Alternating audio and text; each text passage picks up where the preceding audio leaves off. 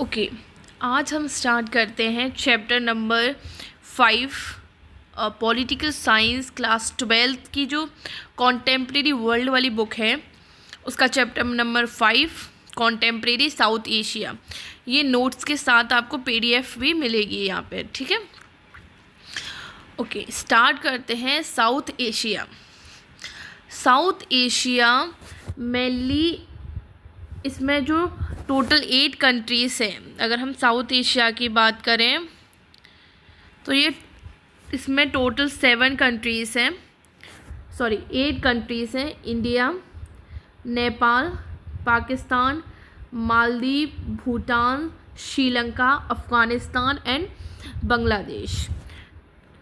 इस चैप्टर में हम पर्टिकुलरली इन ही कंट्रीज़ के बारे में पढ़ेंगे, इनके डेमोक्रेसी के बारे में, फ्रीडम कैसे हुई, मतलब कैसे फॉर्मेशन, मतलब जितनी भी चीज़ें हैं वो इन्हीं कंट्री से रिलेटेड होंगी।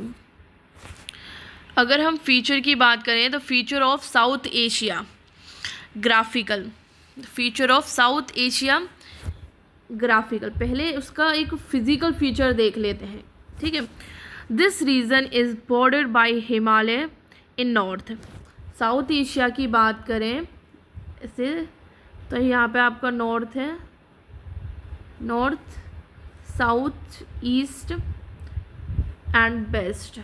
तो नॉर्थ में आपका क्या है, हिमालय है। The Indian Ocean in south, और इंडियन ओशियन आपका साउथ में है, यहाँ पे है Indian Ocean. The bay of Bengal in east, ये आपका यहाँ पे ये बे ऑफ बंगाल है, और आपकी अरेबियन सी यहाँ पे आपकी वेस्ट में है। तो ये फिज़िकल फीचर है साउथ एशिया कंट्रीज़ का। ओके, अगर हम पॉलिटिकल की बात करें कि पॉलिटिकल क्या है साउथ एशिया का, तो वो सपोर्ट करती है for democracy by all countries. All countries में वो सपोर्ट करती है डेमोक्रेसी को। The political system of the countries did not remain stable. जो पॉलिटिकल सिस्टम है of the country did not remain stable. India and Sri Lanka have been successful in maintaining democracy after independence. India and Sri Lanka एक ऐसी country थी जो कि independence होने के बाद उन्होंने मेंटेन किया डेमोक्रेसी इन योर कंट्री। अगर पाकिस्तान एंड बांग्लादेश की बात करें तो have both democratic and military rule. अगर हम पाकिस्तान एंड बांग्लादेश की बात करें तो इन दोनों में मिलिट्री रूल भी रहा है और डेमोक्रेसी भी रही है। ओके, उसके बाद आते हैं Nepal had a constitutional monarchy till 2006 and then democracy come. 2006 तक नेपाल में भी कॉन्स्टिट्यूशनल मोनार्की रही एंड देन डेमोक्रेसी आ गई उसमें। अगर मालदीव की बात करें तो Maldives used to be a sultanate till 1968, now it democracy. पहले के टाइम पे जो मालदीव थी वो एक सल्तनत थी और अब वो डेमोक्रेटिक कंट्री बन गई है। मालदीव की बात करें तो okay, problem of countries of South Asia. जो साउथ एशिया की कंट्रीज़ हैं उनमें क्या क्या प्रॉब्लम थी, ठीक है। तो पहली जो प्रॉब्लम थी वो थी बॉर्डर डिस्प्यूट्स की। तो जो पहली प्रॉब्लम थी वो किसकी थी, बॉर्डर डिस्प्यूट्स की। दूसरी रिवर एंड वाटर डिस्प्यूट, जो कि पाकिस्तान के साथ भी हुआ है, ठीक है। बॉर्डर डिस्प्यूट आपका चाइना के साथ हुआ है। एथनिक कन्फ्लिक्ट आपके श्रीलंका एंड तमिल के बीच में हुई, तमिल पीपल थे उनके बीच में। रिबेलियन जो बांग्लादेश को चाहिए था अलग, बांग्लादेश नहीं है, रिबेलियन। तो ये 4 डिस्प्यूट्स हैं, जो प्रॉब्लम्स हैं, जो कंट्रीज़ ऑफ साउथ एशिया की, जो एक दूसरी कंट्री या फिर जो साउथ एशिया की कंट्रीज़ थी उनके अंदर ये प्रॉब्लम थी। ओके, तो यहाँ तक समझ में आया। South Asia is mainly contain करता है 8 कंट्रीज़ को, जो साउथ एशिया है वो कंटेन करता है मेनली 8 कंट्रीज़ को, ठीक है। उनके ग्राफिकल क्या है साउथ एशिया का, पॉलिटिकल पढ़ लिया आपने, ठीक है। प्रॉब्लम क्या थी, problem of countries of South Asia, ठीक है।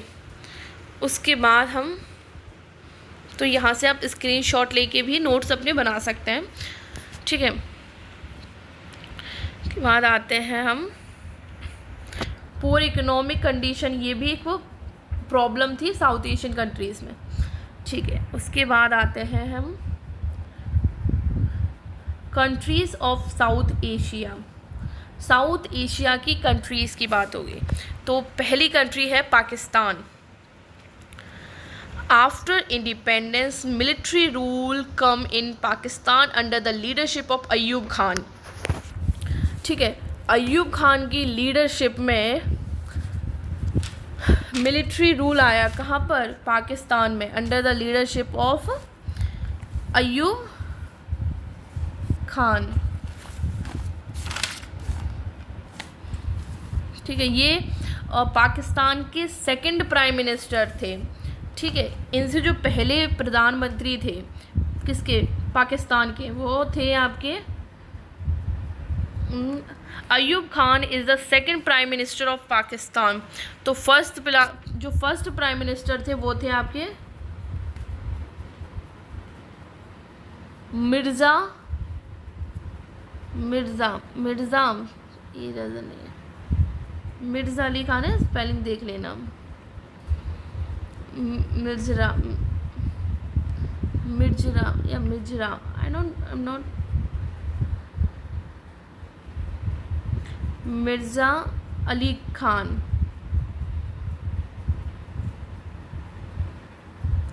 Mirza Ali Khan was the first prime minister of Pakistan. इन्हीं के अंडर मिलिट्री रूल था उस टाइम, तो इन्हीं के अंडर में कमांडर थे कौन, अयूब खान।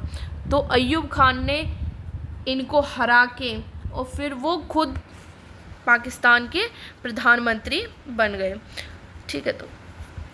तो फर्स्ट प्रधानमंत्री कौन थे पाकिस्तान के, Mirza Ali Khan.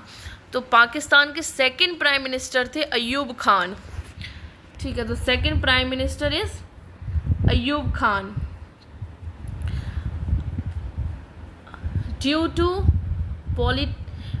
Public displeasure general Yahya Khan Ayub Khan himself and come under the room, ठीक है। इसमें है कि उसके बाद जब अयूब खान की बात करें, जब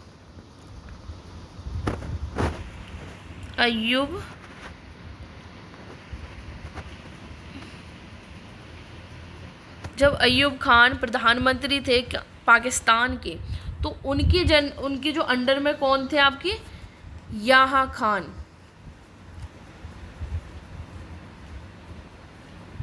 याहा खान उनके अंडर में थे, उनके मिलिट्री कमांडर थे, मिलिट्री कमांडर।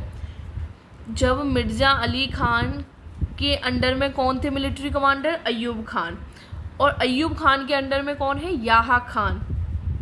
जैसे अयूब खान ने मिर्ज़ा अली को डिफीट किया और खुद प्रधानमंत्री बन गए, उसी तरह याहा खान ने इनको हराया, अयूब खान को मरवा दिया और खुद प्रधानमंत्री बन गए। तो पाकिस्तान के तीसरे प्रधानमंत्री बने आपके याहा खान, ठीक है। और याहा खान की ही लीडरशिप में बांग्लादेश क्राइसिस हुआ था, या बांग्लादेश पाकिस्तान से अलग हो गया था, जब कौन, याहा खान आपके प्रधानमंत्री थे, कहाँ के, पाकिस्तान के, ठीक है। इसको समझाते हूँ मैं, 1 मिनट रुकना, मैं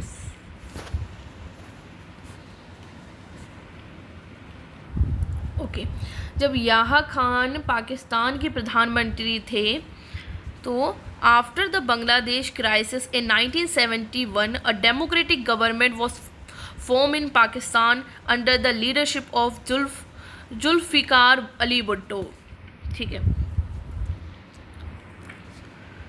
जब आपकी याहा खान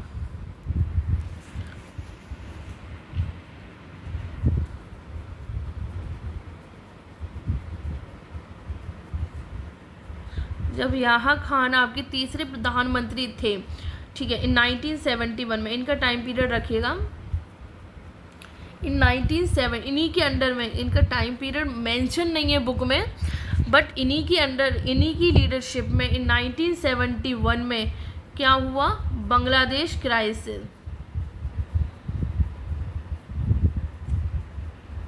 बांग्लादेश क्राइसिस। यहीं पे जो बांग्लादेश है वो डिमांड करता है फॉर द सेपरेट कंट्री, ठीक है, पाकिस्तान डिमांड करता है for a separate country. General Ayub Khan के, यहाँ पे जनरल भी लगा होता है, जनरल याहा खान की लीडरशिप में, यहाँ पे जनरल नहीं लगेगा, वो जनरल अयूब खान थे होंगे। तो याहा खान की लीडरशिप में पाकिस्तान डिमांड करता है, जो बांग्लादेश है वो किसकी डिमांड करता है, सेपरेट कंट्री, बांग्लादेश अलग कंट्री बनना चाहता है, ठीक है। उसके बाद देन जब 1971 में बांग्लादेश डिमांड करता है सेपरेट कंट्री की, कि हमें अपनी अलग अपनी कंट्री चाहिए, उसके बाद जो याहा खान है उनके अंडर में जो मिलिट्री कमांडर थे जुल्फ़िकर अली भुट्टो, ठीक है, उन्होंने किसको, जैसे याहा खान ने अयूब खान को डिफीट करके खुद प्रधानमंत्री बने, वैसे ही जुल्फ़िकार अली भुट्टो पाकिस्तान के प्रधानमंत्री, चौथे प्रधानमंत्री ये बने, और इन्हीं के टाइम पे इन पाकिस्तान में डेमोक्रेसी स्टेबलाइज हुई, ठीक है। तो पूछ लेते हैं कि फर्स्ट टाइम डेमोक्रेसी कब स्टेबलाइज हुई पाकिस्तान में, तो under the leadership of Ali Bhutto, उनके अंडर में पाकिस्तान में डेमोक्रेसी स्टेबलाइज हुई, ठीक है।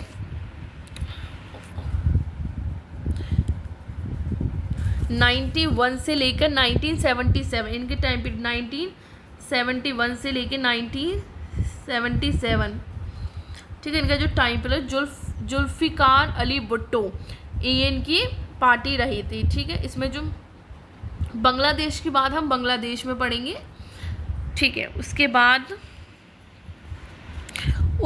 जुल्फ़ अली भुट्टो के बाद आते हैं द गवर्नमेंट हैज स्टिल 1977 तक आपकी डेमोक्रेटिक कंट्री रही पाकिस्तान में, 1977 तक डेमोक्रेटिक कंट्री रही। उसके बाद आते हैं आपके, ठीक है, उसके बाद आते हैं the government last still 1970 and after Zia ul Haq overthrown the government and again military rule come in Pakistan, ठीक है। जुल्फ अली भुट्टो थे,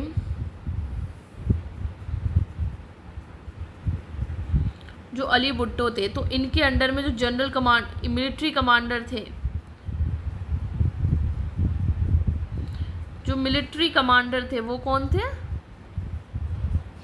वो थे आपके जिया उल हक, ठीक है। जुल्फ अली भुट्टो के टाइम पे जो मिलिट्री कमांडर थे वो थे आपके जिया उल हक ने ओवरथ्रोन किया अली भुट्टो को, और खुद पाकिस्तान के 5वें प्रधानमंत्री बन गए, और फिर से पाकिस्तान में मिलिट्री रूल आ गया, ठीक है।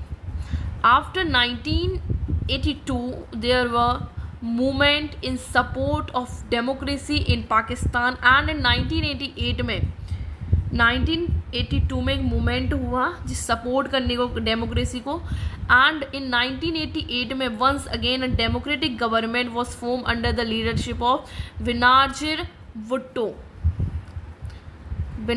भुट्टो की लीडरशिप में पाकिस्तान में फिर से डेमोक्रेटिक रूल स्टेबलाइज हुआ, ठीक है। अब ये बेनजीर भुट्टो है, वो जुल्फ़िकार अली भुट्टो की डॉटर है। This government also did not last long, and in 1999 में and once again general Parvez Muzaffar seize power. उसके बाद आगे आपके पहले देखो विनार्जर भुट्टो के बाद आए आपके, और विनार्जर भुट्टो पाकिस्तान की या first female prime minister in Pakistan में, और इन्हीं के अंडर में आपकी डेमोक्रेसी स्टेबलाइज हुई। ठीक है, इनके बाद आए थे नवाब शेख। ठीक है, इसमें बुक में आप देख लेना मेंशन किया है कि नहीं। The Pakistan political party okay Muslim नहीं आपके इसमें दिया नहीं है। हाँ, नवाब शेख आए। उसके बाद आए आपके जनरल परवेज मुजफ्फर, जिन्होंने 1999 में ये आए। इन्होंने मिलिट्री रूल स्टेबलाइज कर दिया, और 2001 के इलेक्शन में इनने खुद को ही अपने आप को प्रेसिडेंट इलेक्ट कर लिया। तो ये हाल था पाकिस्तान का। ठीक है, अंडर द लीडरशिप ऑफ विनार्जर भुट्टो 2 पॉलिटिकल पार्टी थी पाकिस्तान में, एक थी पीपीपी, एक थी मुस्लिम लीग, और एक थी पाकिस्तान पीपल्स पार्टी। जो मुस्लिम लीग है उसके शेख मुजफ्फर और रहमान उसके लीडर थे। जो मुस्लिम लीग है उसके जो लीडर थे वो थे आपके परवेज़ मुजफ्फर, और परवेज़ मुजफ्फर ही बांग्लादेश के या डेमोक्रेटिक बांग्लादेश के पहले प्रधानमंत्री बने। उसके बाद आ गए आपके जिया उल रहमान आ गए उधर। ठीक है, तो यहाँ तक समझ में आया आपको। उसके बाद why democracy could not stabilise in Pakistan में डेमोक्रेसी क्यों नहीं, ठीक है, कुड नॉट स्टेबलाइज क्यों नहीं हो रही है। ये 4 मार्क्स का क्वेश्चन आता है प्री बोर्ड में, प्री बोर्ड 1 में, 2 में, 3 में, जितने भी हैं उसमें से आता ही आता है। यूनिट में भी आपकी 1-2 नंबर में आ ही जाता है। ठीक है, तो बताते हैं कि why democracy is not stabilise in Pakistan. तो पहला, dominant of religious leader, army and land owner. जो कि पाकिस्तान में बात करें तो पाकिस्तान में किसका डोमिनेंट है, आर्मी का एंड लैंड ओनर्स का। ठीक है, army come into power by showing the fear of Indian attack. Army, मान लीजिए आर्मी जब वॉर होती है उस टाइम आर्मी ट्रेन होती है, मतलब आपकी मिलिट्री स्ट्रांग होती है। अगर आप किसी से लड़ने जा रहे हैं तो अपने आप को पहले मजबूत करेंगे ना। तो पाकिस्तान के लोगों को ये लगता था कि अगर हमारी मिलिट्री स्ट्रांग रहेगी, अगर हमारी मिलिट्री के हाथ में पावर रहेगी तो हमारी कंट्री अच्छे से चल पाएगी। ये एक और रीज़न है जिसकी वजह से डेमोक्रेसी वहाँ पे स्टेबलाइज नहीं हो रही। Support of military rule by the most political and the social organisation. जो मिलिट्री है उसको सपोर्ट मिल रहा था किससे, most political and the social organisation. Other countries की जो political and the social organisation थी वो सपोर्ट करती थी किसको, मिलिट्री रूल को। वो भी नहीं चाहती थी कि पाकिस्तान में वो हो, मिलिट्री रूल हो, डेमोक्रेसी स्टेबलाइज हो। ठीक है, एक और होता है आपका यहाँ पे lack of international support. Pakistan में लैक ऑफ इंटरनेशनल सपोर्ट की बहुत कमी थी, मतलब कोई ऐसी इंटरनेशनल कंट्रीज़ नहीं थी जो उसको सपोर्ट करे कि डेमोक्रेसी स्टेबलाइज करो। यूएसए में पाकिस्तान में जो डेमोक्रेसी है वो स्टेबलाइज हो। Military rule supported by other countries and their own benefit. जो अदर कंट्रीज या अदर इंटरनेशनल ऑर्गेनाइजेशन थी वो सपोर्ट करती थी मिलिट्री रूल को, उनके अपने अपने फ़ायदे थे, अपने बेनिफिट के लिए वो वहाँ पे मिलिट्री रूल लाना चाहती थी। करप्ट पॉलिटिकल पार्टीज एक और रीज़न है कि वो क्यों नहीं लाना चाहते थे। वहाँ के लोग ये सोचते थे कि अगर जो पॉलिटिकल पार्टी है वो करप्ट है, तो अगर ऐसे पॉलिटिकल पार्टी करप्ट हो जाएगी तो वो अपने देश पे ध्यान ही नहीं दे पाएगी। तो ये भी एक कारण था जिसकी वजह से वहाँ के लोग पाकिस्तान में डेमोक्रेसी नहीं लाना चाहते थे। ठीक है, देन आते हैं आपका बांग्लादेश के बारे में। तो अगर थोड़ा ओरली आपको मतलब थोड़ा बता देते हैं जिससे आपको समझ में आए कि बांग्लादेश क्या था।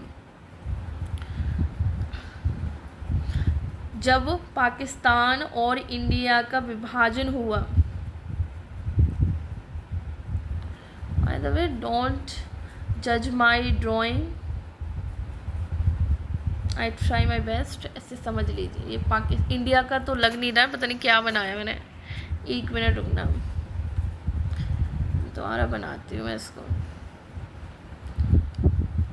ऐसे बनाते हैं, एक मिनट।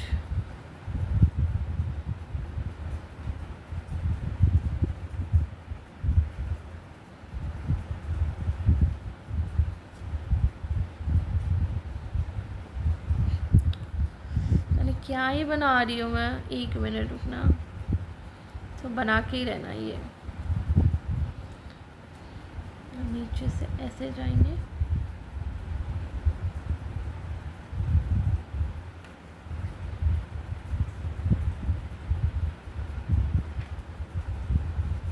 समझ लीजिए। यहाँ तक आपको समझना, ऊपर का कोई मतलब नहीं है, यहाँ तक समझ लीजिए।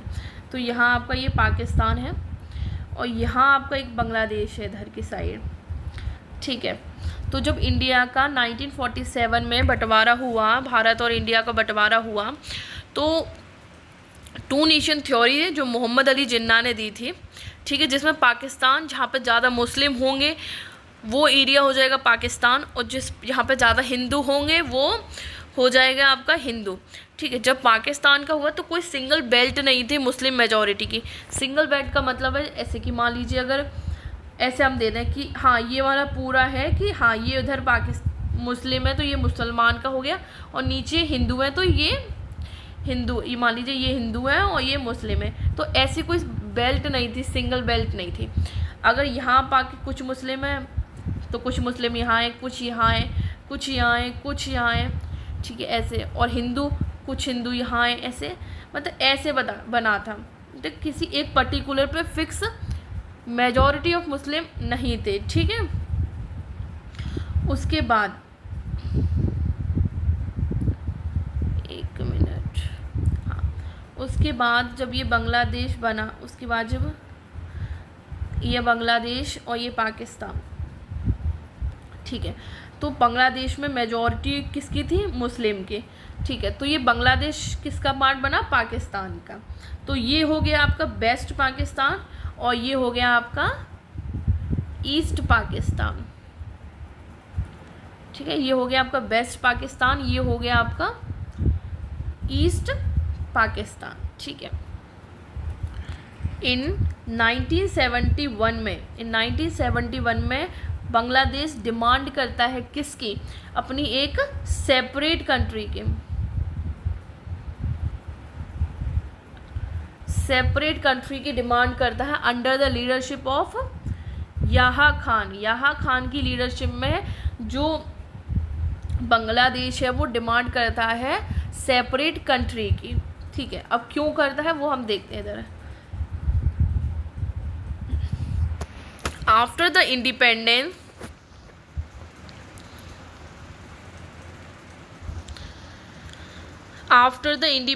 of India due to the large Muslim population in the two region, ठीक है, the large Muslim population in two region, two different region were separated from India and Pakistan was created। एक ही ग्रह पे से, ये मान लीजिए एक घर था जिसमें से दो परिवार अलग अलग हो गए, तो ये बन गया आपका पाकिस्तान और ये बन गया आपका इंडिया और ये बन गया आपका पाकिस्तान, ठीक है। उसके बाद one of these areas was in east and other was in the west। तो एक बन गया ईस्ट पाकिस्तान और दूसरा बन गया वेस्ट पाकिस्तान, ठीक है। उसके बाद यहाँ तक समझ में आया?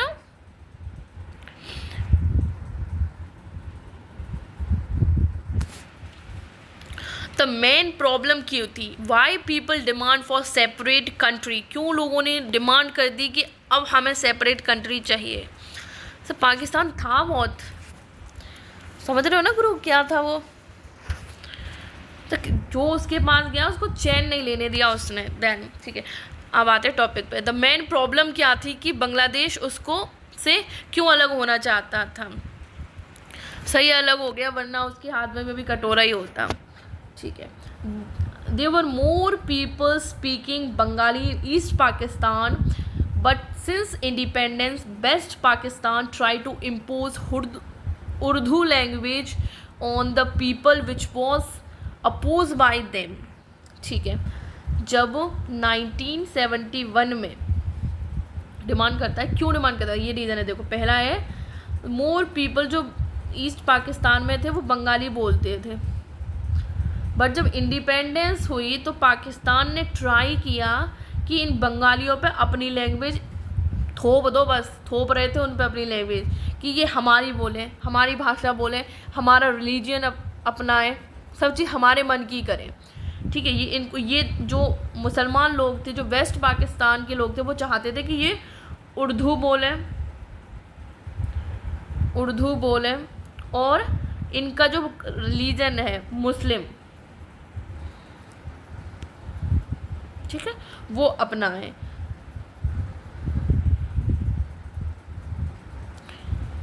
People of East Pakistan started protesting against the bad behavior on Bengali culture. जो ईस्ट पाकिस्तान के लोग थे उन्होंने प्रोटेस्ट कर दिया अगेंस्ट जो बैड बिहेवियर, जो गलत व्यवहार था बंगालियों के साथ। किसका? वेस्टर्न कल्चर का, या वेस्टर्न पाकिस्तान का, या वेस्टर्न कल्चर के लोगों का। ठीक है। तो उन्होंने प्रोटेस्ट करना स्टार्ट कर दिया। जो वेस्ट पाकिस्तान के लोग थे इनको ना ही किसी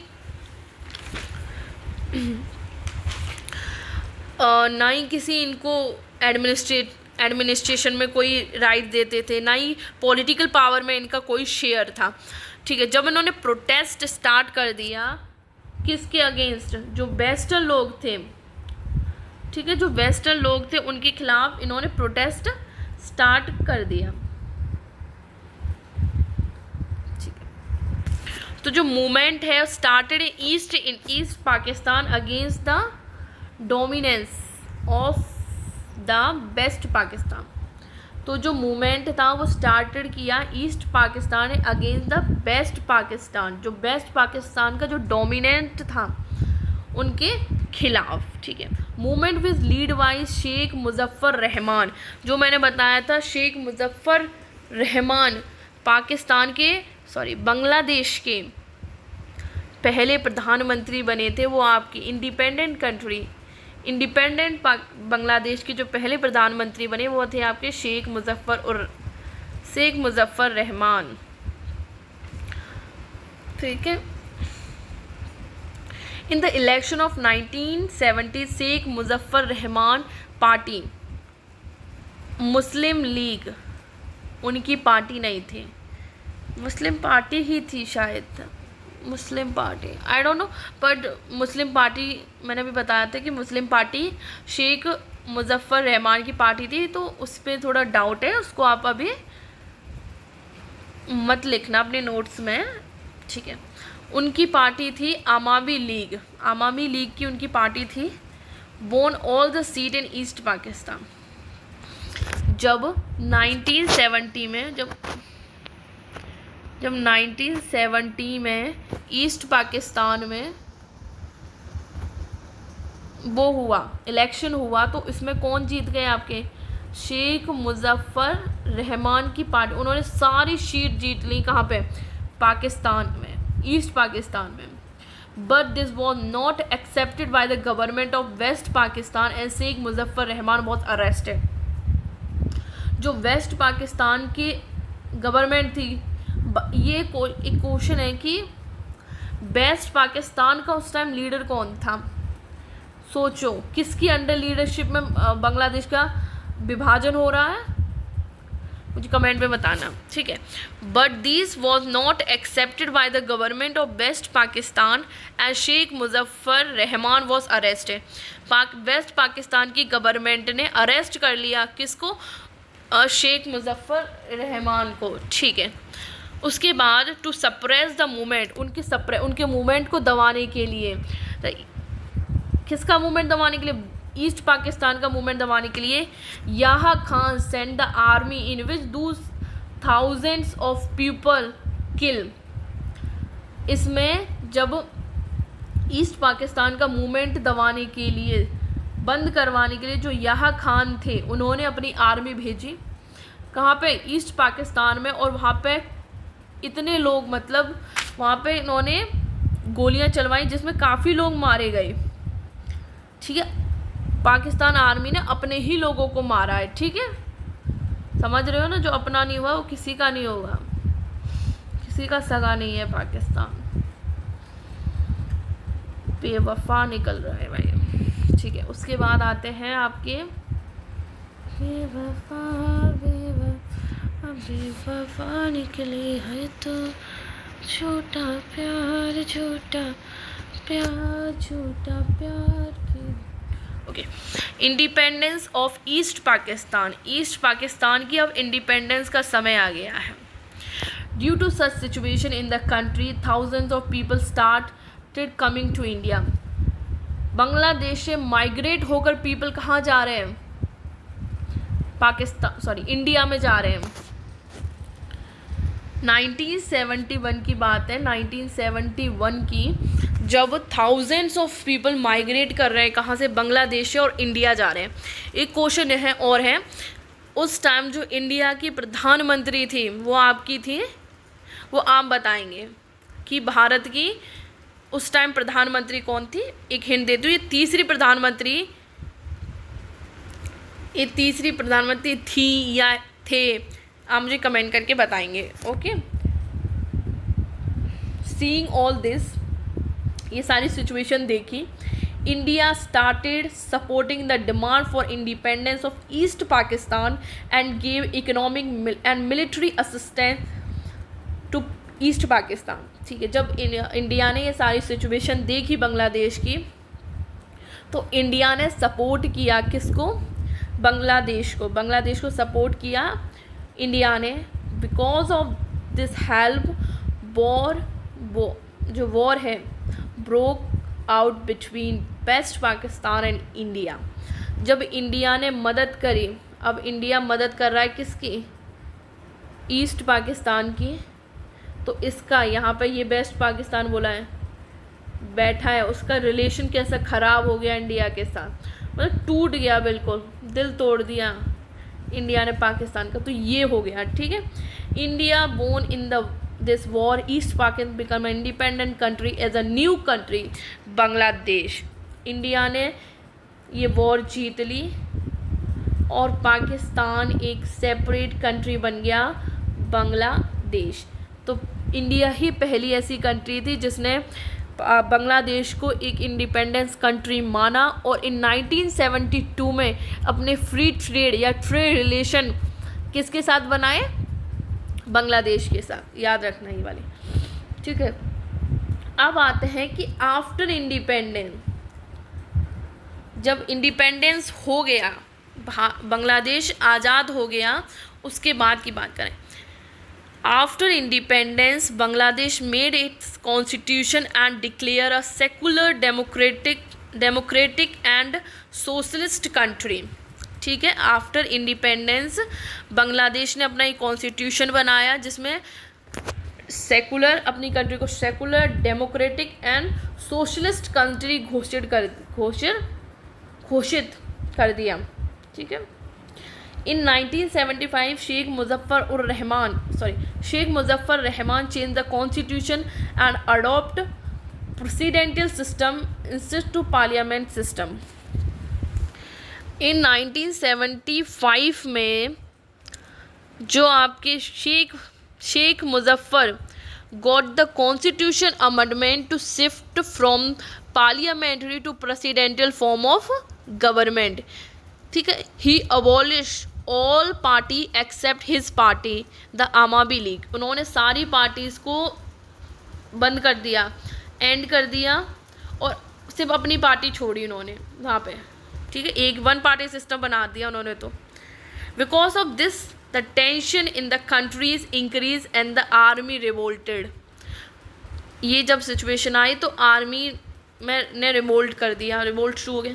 Sheikh Muzaffar Rahman was killed by the army and the military rule coming in Bangladesh। समझ रहे ना, एक मछली पूरे तालाब को ख़राब कर देती है। अच्छी खासी कंट्री बनी अपनी, इसको अब कहते ना कि आदमी बड़ा बन जाए ना तो सब भूल जाता है। ठीक है, उसके बाद इन्होंने जब ये वाली कहा कि वो parliamentary to presidential form of government लाना चाहते हैं, उसके बाद वहाँ पे टेंशन हो गई शुरू, तो और आर्मी ने रिवॉल्ट शुरू कर दिया। तो शेख मुजफ्फर थे, उनको मिलिट्री ने मार दिया और अगेन बांग्लादेश में मिलिट्री रूल आ गया। आफ्टर दिस जिया उर रहमान, जो शेख मुजफ्फर रहमान के अंडर में मिलिट्री कमांडर थे, जिया उर Rahman formed the Bangladesh National Party and tried to normalize the system, but he was also assassinated। ठीक है, जिया उर रहमान ने भी अपनी एक बांग्लादेश नेशनल पार्टी बनाई जिसको हम BNP बोलते हैं। ठीक है, उन्होंने ट्राई किया जो नॉर्मलाइज करें सिस्टम को, बट उनका भी एसिनेटेड हो गया था। After Zia Rahman military rule again come under the leadership of HM Irshad, HM Irshad के अंडर में फिर मिलिट्री रूल आया वहाँ पे बांग्लादेश में। और this rule was oppose by the student and the military rule ended in 1990 में 1990 में स्टूडेंट एंड मिलिट्री ने इस रूल को एंड किया 1990 में। ठीक है, after this democracy was stabilized and since 1991 this democracy in Bangladesh, after this democracy was 1991 में डेमोक्रेसी स्टेबलाइज हुई कहाँ पे? बांग्लादेश में। ठीक है, ओके। उसके बाद आते हैं हम नेपाल की बात करें तो Nepal was a Hindu nation in history and remained a constitutional monarchy was a long time. During the period, the political parties and the people of Nepal keep demanding the democracy, but using the army, the king suppressed this movement. The people of Nepal continued their fight, and in 1990, the king accepted the democratic country.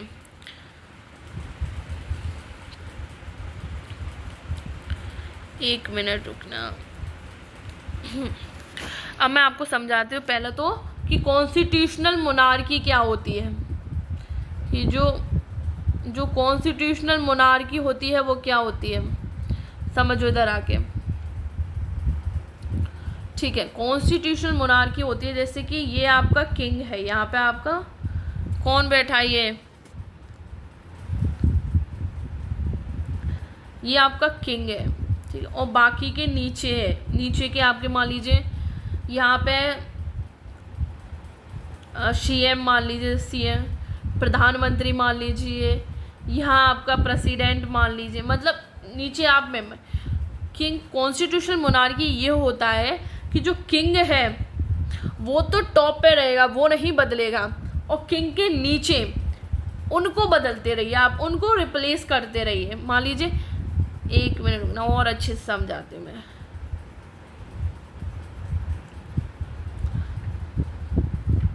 मान लीजिए यहाँ तो king बैठा है, वो king ही रहेगा। अब यहाँ पे पहले आपके PM आ गए और उससे नीचे आपके CM है, तो अब इनको हटा के अगली साल यहाँ CM ले आइए, नीचे PM ले आइए, अब इनके नीचे उनको ऊपर ले आइए, इनको नीचे। यहाँ नीचे तो आप सब बदलते रहिए, नीचे तो आपकी डेमोक्रेटिक, पर यहाँ कौन बैठा रहेगा? किंग। इसी को बोलते हैं कॉन्स्टिट्यूशनल मोनार्की। थोड़ा और अच्छे से समझा पाती तो मैं आपको, और मुझे लगता है कि और अच्छा रहता आपके लिए सब। मेरे कहने का मतलब है कि जैसे कि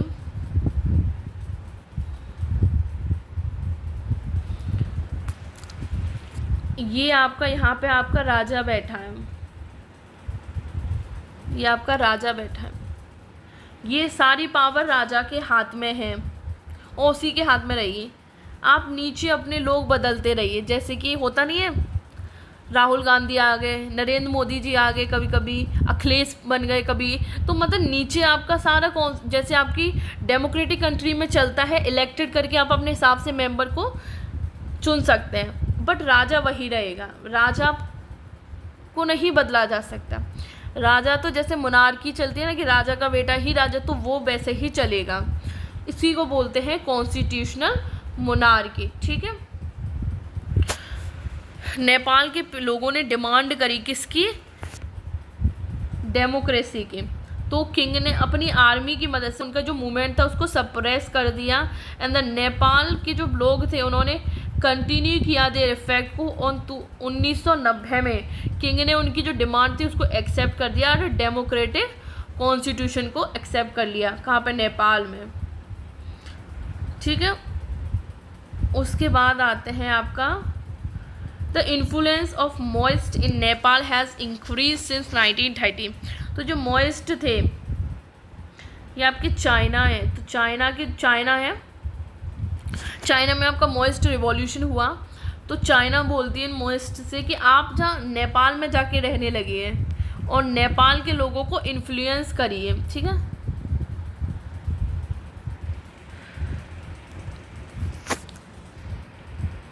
ठीक है। Conflict broke out between the Maoist and the King army and his struggle people who were against the democracy also joined. या एगी टिएचिंग, ठीक है, उन्होंने भी इस मूवमेंट को ज्वाइन कर लिया। In this way a triangular conflict started in Nepal. This struggle went on for a long time. एक ट्रायंगुलर रिवॉल्ट शुरू हो गया है आपका नेपाल में। ट्रायंगल की बात करें तो मैं इधर बताती हूँ आपको, इधर आइए।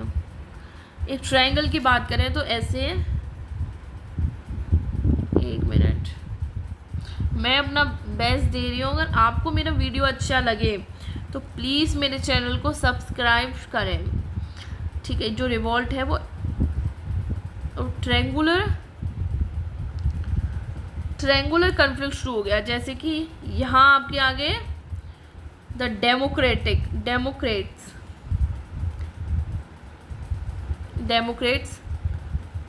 मोनार्की फोर्स,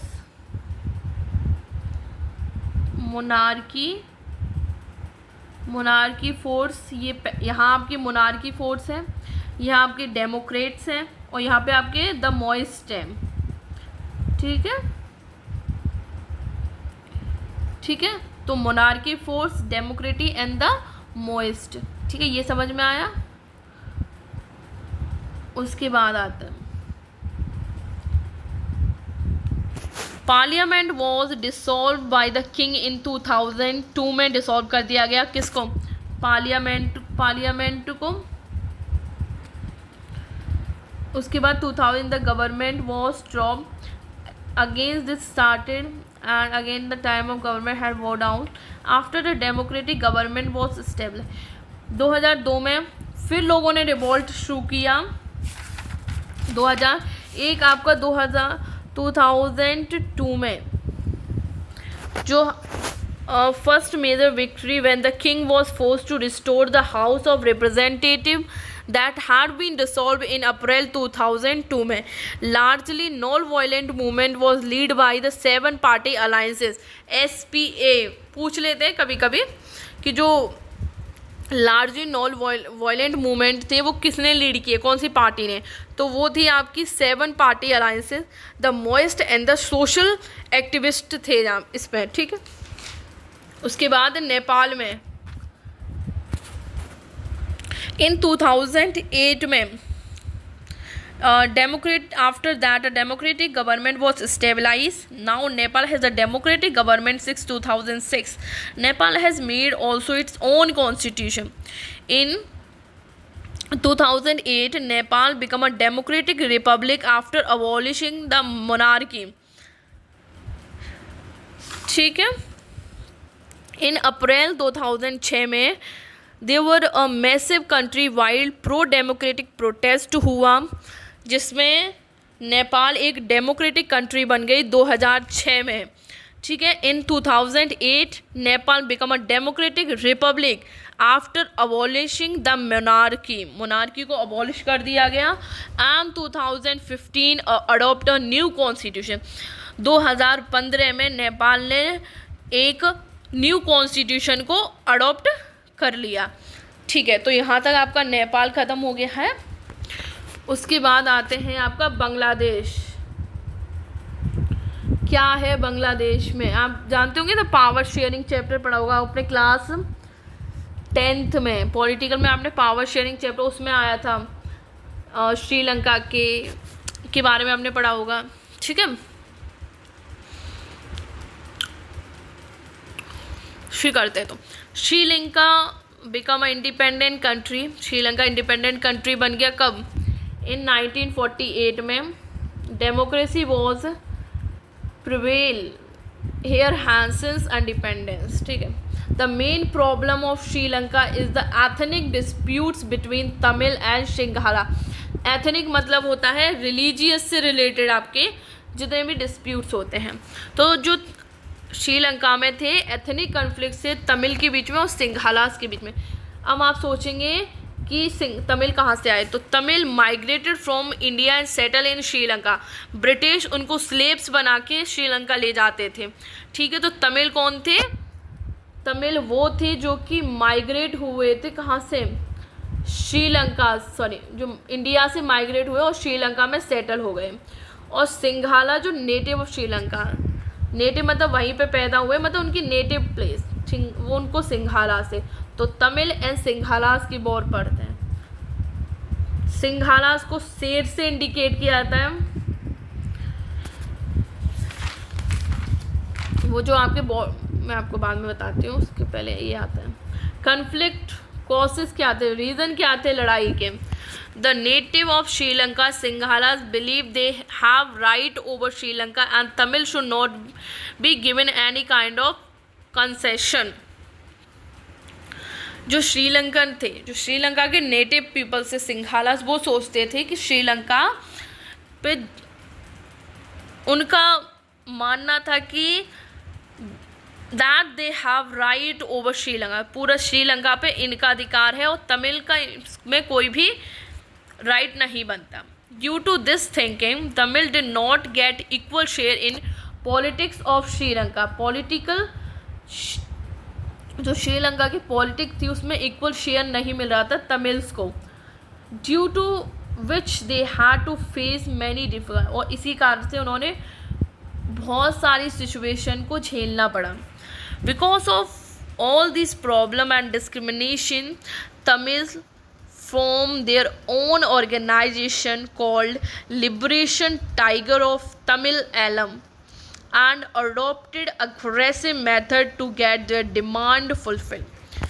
ठीक, उसके बाद इन सारी प्रॉब्लम के बाद, इन सभी डिफ़िकल्टी को फेस करने के बाद तमिल फाउंड देयर ओन उन्होंने अपनी एक अलग ऑर्गेनाइजेशन बनाई जिसको बोलते हैं LTTE, liberation tiger of Tamil Eelam, and adopted aggressive method to demand fulfil. एक क्वेश्चन और पूछे जाते हैं, जो आपकी तमिल्स हैं उनको किससे इंडिकेट किया है? तो तमिल्स को आपके टाइगर से और सिंघालास को लाइन से। इन सिंघाला को किससे? लाइन से, और इनको, और जो आपके तमिल है इनको टाइगर से। ठीक है, क्वेश्चन पूछ लेते हैं, बोर्ड में आता है, सोर्स बेस्ड क्वेश्चन में पूछ लिया जाता है कभी कभी। डिमांड क्या थी तमिल्स की? डिमांड ऑफ तमिल्स, जो तमिलियन से या जो तमिल से वो क्या डिमांड कर रहे थे? LTT said that the region of Sri Lanka should be made a separate country। अब LTT वाले किसकी डिमांड करने लगे? सेपरेट कंट्री, तमिलियंस के लिए एक सेपरेट कंट्री बना दीजिए। Presently LTTE and its supporters has been eliminated and Tamil of Sri Lanka are demanding equal right। जो तमिल है वो डिमांड करने लगे किसके लिए? इक्वल राइट्स के लिए, सेपरेट कंट्रीज के लिए, कंट्री के लिए, सबको ठीक है। इंडिया इंटरवेंशन, इंडिया का कब घुसा इस मैटर में, इंडिया ने कब इंटरफेयर किया इस मैटर में, सुनिए। और इस टाइम भारत के प्रधानमंत्री कौन थे, वो थे आपके राहुल गांधी। इससे पहले मैंने एक और बार पूछा था कि उस 1971 में भारत के प्रधानमंत्री कौन थे या थी, ठीक है, तो आप वो मुझे बताएंगे। The Tamil of India put the pressure on the government of India to appeal to the government of Sri Lanka to improve the condition of Tamil in Sri Lanka। मालिए इधर आइए, ये यहाँ पे आपका ये तमिलनाडु है। अब यहाँ जो श्रीलंका,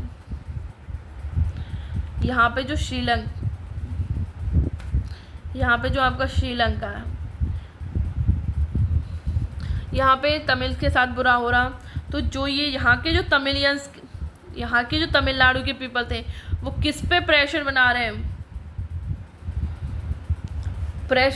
किस पे, गवर्नमेंट पे, ठीक है, कि उनको फुल राइट दिया जाए श्रीलंका में, या उनकी कंडीशन को इम्प्रूव किया जाए। The Indian government tried to talk to the Sri Lanka government and in 1987 में sent a peacekeeping force to rectify the situation। ठीक है, इंडिया ने पीस कीपिंग फोर्स भेजी कहाँ पे, श्रीलंका में, जिससे जो सिचुएशन है वो नॉर्मल की जा सके। ठीक है, अब इधर एक और प्रॉब्लम हो गई, इधर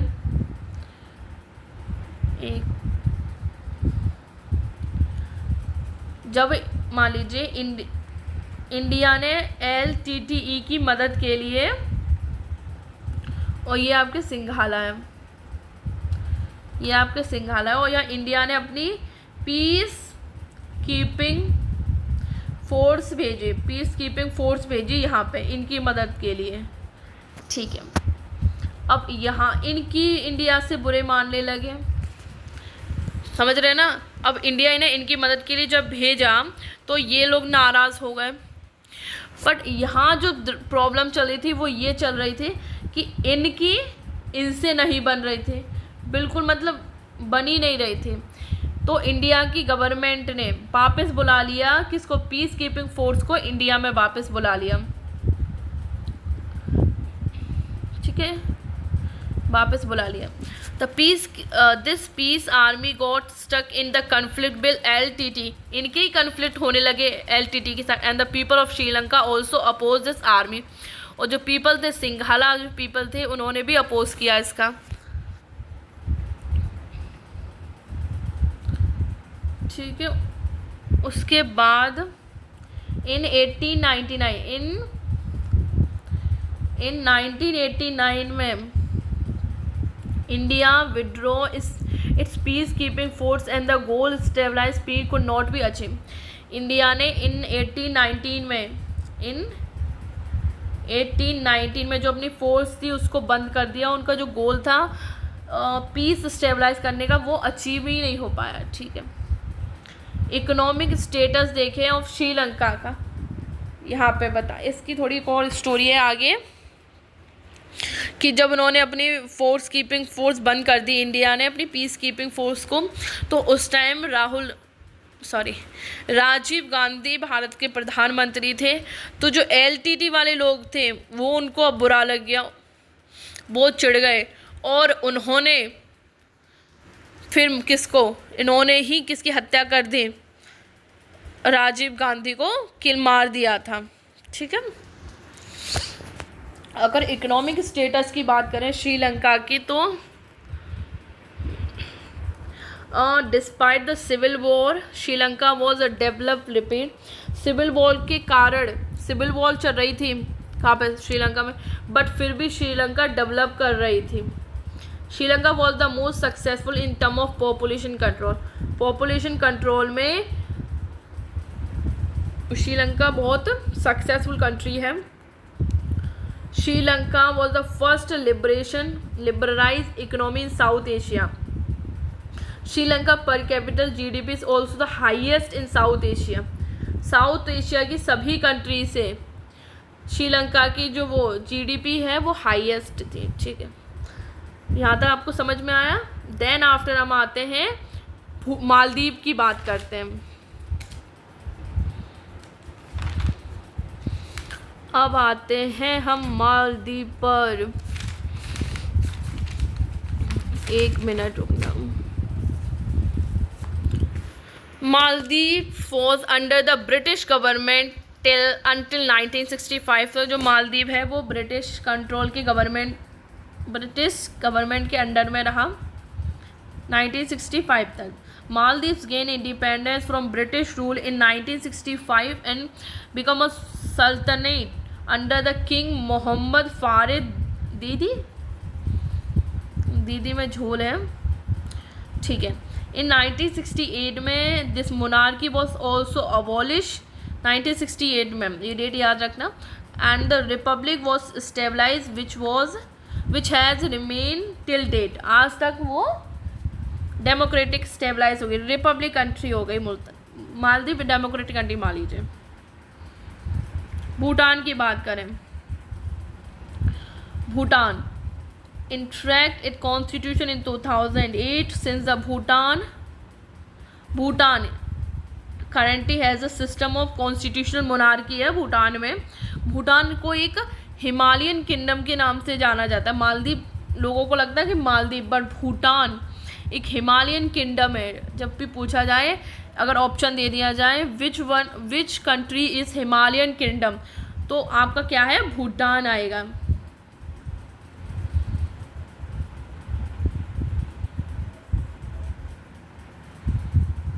हिमालयन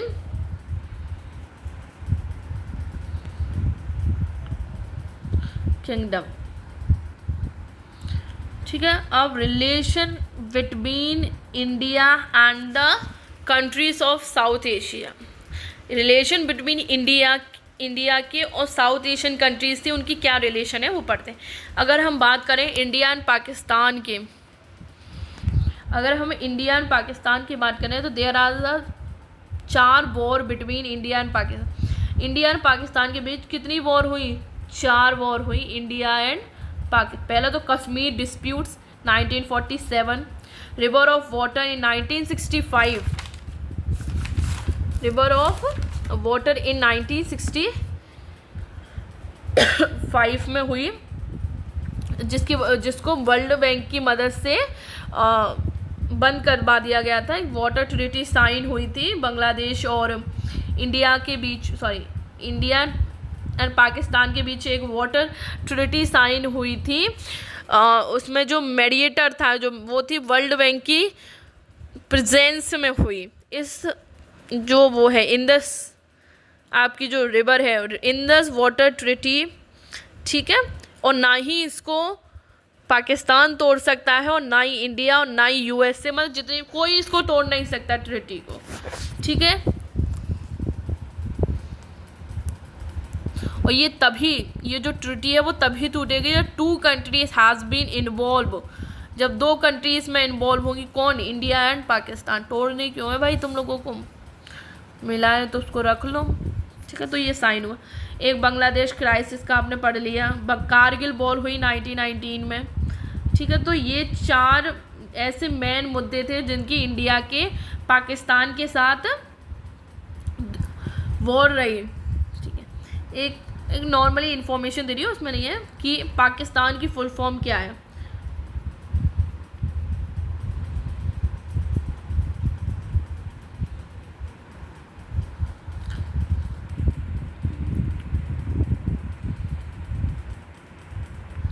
पी से तो हो गया आपका पंजाब,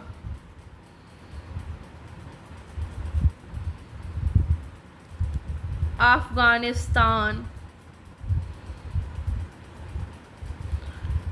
कश्मीर, ये ऐसा ही होना चाहिए था, आई ऐसे, तो ये दोनों, सिंध, और ये आपका हो गया ये TAN, आपका हो गया ये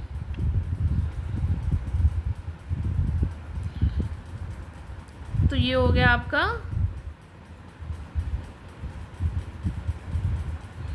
बलूचिस्तान।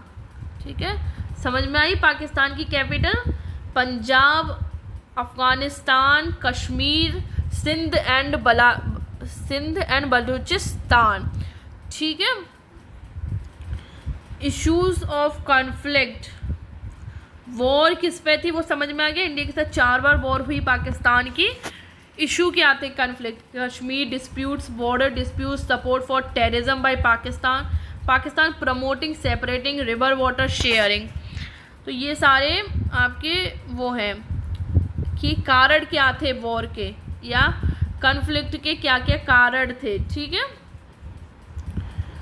ये सबसे बेस्ट नोट है, मैं बता रही हूँ आपको कि अगर आप इतने नोट्स बना के पढ़ लेते हो ना, बुक उठाने की आपको ज़रूरत नहीं है। बट अगर आपको डिटेल में जाना है तो आप जा सकते हैं, तो आपको फिर बुक और नोट्स में फ़र्क ही क्या है। बट ये सबसे इजी एंड सिंपल नोट्स है जिससे आप अपना पूरा होल चैप्टर अच्छे से समझ सकते हैं। ठीक है, आप ऐसे जूम करके भी इसको देख सकते हैं। अब आते हैं इंडिया एंड बांग्लादेश की बात करें। ठीक है, तो कॉन्फ्लिक्ट की बात करें इंडिया एंड बांग्लादेश कॉन्फ्लिक्ट में, illegal entry of thousands of Bangladeshi into India, जो माइग्रेट होके आए थे उसमें जो illegal entry of thousands of Bangladesh into India, Ganga and the Brahmaputra river water sharing के पीछे कॉन्फ्लिक्ट हुआ है बांग्लादेश एंड इंडिया में। किसको? Bangladesh. Ganga and Brahmaputra river water sharing, non export of natural resource by Bangladesh to India. इन बांग्लादेश ने मना कर दिया कि वो अपनी नेचुरल रिसोर्स शेयर नहीं करेगा किसके साथ? इंडिया के साथ। Bangladesh support anti Indian Muslim को सपोर्ट करता है। कौन? Bangladesh. Do not give way to the Indian army to the east India, do not give way means रास्ता to Indian army to go east India. Bangladesh रास्ता नहीं दे रहा है इंडियन आर्मी को to go to east India में। Cooperation है, एक क्वेश्चन बनते हैं ऐसे कि what was the conflict and the cooperation issues between India and Bangladesh. 4 number का क्वेश्चन है और 100% कभी कभी आ जाता है, आई एम नॉट श्योर, पर क्वेश्चन तो है, ये बनता है क्वेश्चन और आता भी है, पर आई एम नॉट श्योर कि आपके बोर्ड के पेपर में आ ही जाए। पर पढ़ के जाना अपना, precaution is better than cure. So अगर कोऑपरेशन कहाँ है बांग्लादेश और इंडिया के बीच में? पहला है तो गुड इकोनॉमिक रिलेशन है, cooperation and disaster management and environmental issue. Bangladesh a part of India look east policy का, तो बांग्लादेश है वो पार्ट है इंडिया की लुक ईस्ट पॉलिसी का। ठीक है, जो आपकी लुक ईस्ट पॉलिसी है वो जो कांग्रेस की पार्टी ने करी थी और उसको बाद में आके चेंज कर दिया गया, एक्ट ईस्ट पॉलिसी कर दिया, जो कि बीजेपी ने किया था। तो याद रखना, जो लुक ईस्ट पॉलिसी है वो आपकी कांग्रेस ने करी थी। किसने? कांग्रेस ने। ठीक है, अब आते हैं इंडिया एंड नेपाल के कॉन्फ्लिक्ट क्या है। जैसे बांग्लादेश का था, नेपाल के उसको बांग्लादेश का कोऑपरेशन का और कॉन्फ्लिक्ट का क्या है, तो वैसे इंडिया नेपाल की बात करें तो there have been difference between India and Nepal regarding trade history. India concern is also about the friendship between China and Nepal. India consider the growing most supporter in Nepal threat to itself. India is not happy with the Nepal not taking action against the anti-Indian element. Nepal feel that India interfere in their internal affair. इस बांग्लादेश को ऐसा लगता है। अगर cooperation की बात की जाए तो cooperation in the field of science and business, this an agreement of free movement between these countries according to the according to why which any person can come from India to Nepal and Nepal to India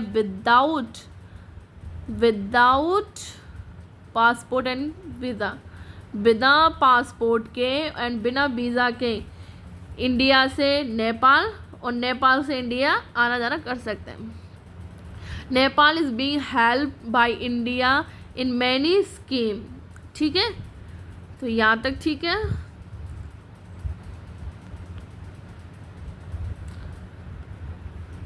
कोई भी problem हो तो आप मुझे comment में लिख दीजिए, मैं आपकी सारी प्रॉब्लम सॉल्व करूँगी. बस आपको अगर मेरी वीडियो अच्छी लगे तो प्लीज़ इसको सब्सक्राइब करें मेरे चैनल को एंड शेयर करें. इंडिया एंड श्रीलंका की बात करें तो तमिल स्टेटस कन्फ्लिक्ट कहा था तमिल स्टेटस पे, जहाँ पे इंडिया ने किसकी मदद करी थी, तमिल्स की मदद करी थी. अपना वो भेजी थी ना पीस कीपिंग फोर्स. ठीक है, इन 1987 में a piece keeping force was send by India which the people of Sri Lanka consider interference in their international affair में इंटरफेयर कर रहा है. कौन? इंडिया. ठीक है, तो यहाँ तो आपका ये ख़त्म हुआ. उसके बाद आते हैं हम आपके next cooperation. India and Sri Lanka के बीच में कोऑपरेशन की बात करें तो India there is an agreement free trade between both the countries and help by India during tsunami in Sri Lanka में. ठीक है, तब भी इंडिया ने काफ़ी मदद करी थी किसकी? श्रीलंका की. ठीक है, उसके बाद आते हैं India and Bhutan. India relation between India and Bhutan are very good. India और जो भूटान की रिलेशन है वो बहुत अच्छे रिलेशन है. Bhutan drawn the anti internal extremist from here which help India.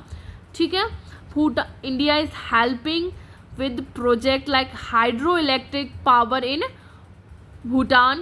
India gave maximum grant for development in Bhutan. ठीक है, उसके बाद आते हैं हम relation between India and Maldives की कैसे रिलेशन है. बट अभी तो मालदीव को बॉयकॉट किया जा रहा है इन प्रेजेंट डे. बेचारा किसी से भी पंगा ले लेता है. इंडिया से लड़ रहा है, बताइए. तो हाल फिलहाल में तो हालत ठीक नहीं है. But in 1988 some soldiers from Sri Lanka to attack Maldives ask India for help and India ने सेंड की अपनी army to help Maldives. Help in the economic development of Maldives.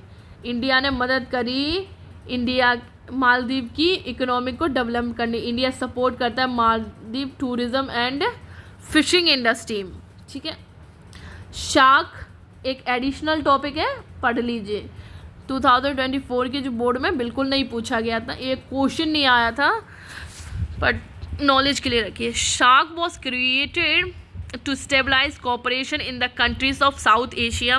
Shark की जो फुल फॉर्म है South Asian Association for Regional Cooperation के लिए stabilize in 1985. Headquarter is Kathmandu, Nepal. Member कितने हैं इसमें? India, Pakistan, Bangladesh, Nepal, Bhutan, Sri Lanka, Maldives and Afghanistan. Object की बात करें, maintaining peace and cooperation in South Asia, free trade. पर शार्क को नॉट सक्सेस. बट शार्क क्या हो गया? फेल हो गए. So sad. कॉजेस की बात करें तो disputes between countries, lack of unity नहीं थी. Failure to resolve disputes. Fail हो गया किसमें? लोगों फेल टू रिसॉल्व डिस्प्यूट को सॉल्व करने में. ठीक है, दैन यहाँ तक समझ में आया. उसके बाद आते हैं हम एंड द एंड. शार्क से ये बना आपका SAFTA. South Asian free trade area implement कब हुआ? 2006 में। 2006 में आपका ये इम्प्लीमेंट हुआ है, मतलब बना तो अगर इम्प्लीमेंट 2006 में हुआ है तो ये बना कब होगा? द एक्सपेरिमेंट साइन, ओके, ये साइन हो गया, मतलब जो आपका साफ्टा है, साफ्टा, ये आपका साइन हो गया था कब? साइन हुआ 2004 में एंड इम्प्लीमेंट हुआ 1 जनवरी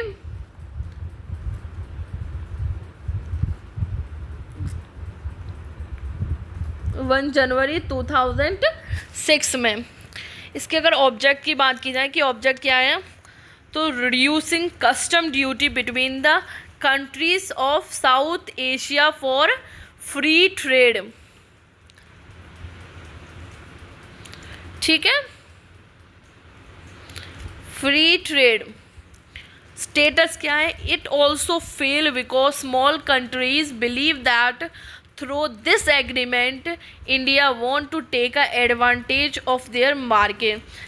ठीक है, उन्होंने क्या, उनको कि जो स्मॉल कंट्रीज थी वो बिलीव करती थी कि इस एग्रीमेंट से इंडिया एडवांटेजेस लेगा फॉर देयर अपने मार्केट के लिए। यहाँ पे आपको जो चैप्टर था वो एंड होता है। अगर कोई भी चीज़ या फिर कोई भी टॉपिक या कोई भी प्रॉब्लम जो रह गई हो, आप मुझे कमेंट में कर देना, मैं आपको सॉल्व करके या वो एक्सप्लेन कर दूँगी। या कोई चीज़ अच्छे से समझ में नहीं आया हो तो आप मुझे कमेंट करके बता देना, या कुछ भी गलती हो गई हो तो प्लीज़ माफ़ कर देना। एंड अच्छा लगा वीडियो तो सब्सक्राइब करें मेरे चैनल को एंड शेयर करें। Thank you so much.